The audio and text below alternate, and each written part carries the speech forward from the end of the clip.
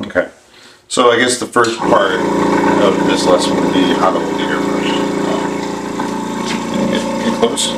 First way I described is just imagine you're pointing at something and then place your airbrush right underneath your finger. All right, so I'm pointing, bam, right there. I always hold the bottle with my left hand, because I'm left-handed, by the way. If you're right-handed, obviously you'd switch. But hold the bottle because these are just held in by friction, and a lot of times it'll just fall and hit the ground. If you get a glass bottle, that could definitely be a problem. Or at least you'll have pain on your pants, so hold the bottle at all times.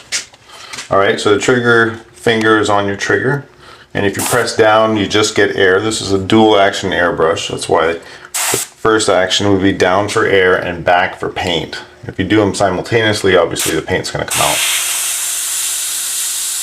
So really all I'm doing is rocking the trigger, which brings me to the second most important part probably of airbrushing, is to keep your air on as you're painting rather than taking it off after every stroke. And I'll give you an example of both.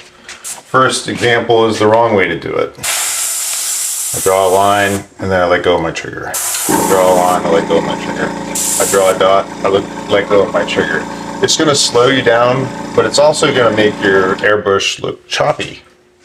And perhaps most importantly, there's something called tip dry. This is where the paint builds up on the end of the tip due to the air passing over it, obviously. Now, if you keep air passing over the tip constantly, it sort of self-cleans. If I stop after every stroke, there's a little bit of paint that builds up, dries, and it happens again and again until you can't even get the airbrush to flow, or maybe it has a disrupted flow pattern. So it keeps your tip clean, you work faster, and your airbrushing looks a little smoother as a result.